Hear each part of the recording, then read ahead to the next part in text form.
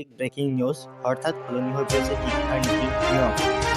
এইবাৰ দশম শ্ৰেণীৰ উত্তীৰ্ণ শিক্ষাৰ্থীয়ে দিব নোৱাৰিব মেট্ৰিক পৰীক্ষা। ছেবাই অনুত্তীৰ্ণ শিক্ষাৰ্থীক মেট্ৰিক পৰীক্ষাৰ বাবে নাম পঞ্জীয়নত বাধা প্ৰদান কৰিছে।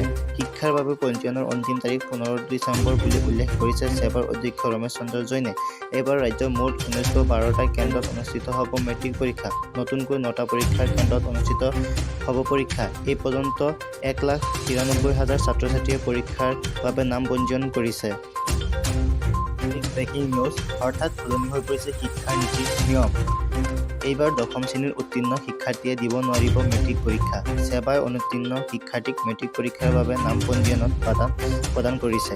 শিক্ষাৰ বাবে পঞ্জীয়নৰ অন্তিম তাৰিখ 15 ডিচেম্বৰ বুলি উল্লেখ কৰিছে ছেবাৰ অধ্যক্ষ ৰমেশ চন্দ্ৰ জৈনে। এইবাৰ ৰাজ্যৰ মুঠ 1912টা কেন্দ্ৰত অনুষ্ঠিত হ'ব মেট্ৰিক পৰীক্ষা। নতুনকৈ 9টা পৰীক্ষাৰ কেন্দ্ৰত অনুষ্ঠিত হ'ব পৰীক্ষা। এই পৰ্যন্ত 1,93,000 ছাত্ৰ-ছাত্ৰীয়ে পৰীক্ষাৰ বাবে নাম পঞ্জীয়ন কৰিছে।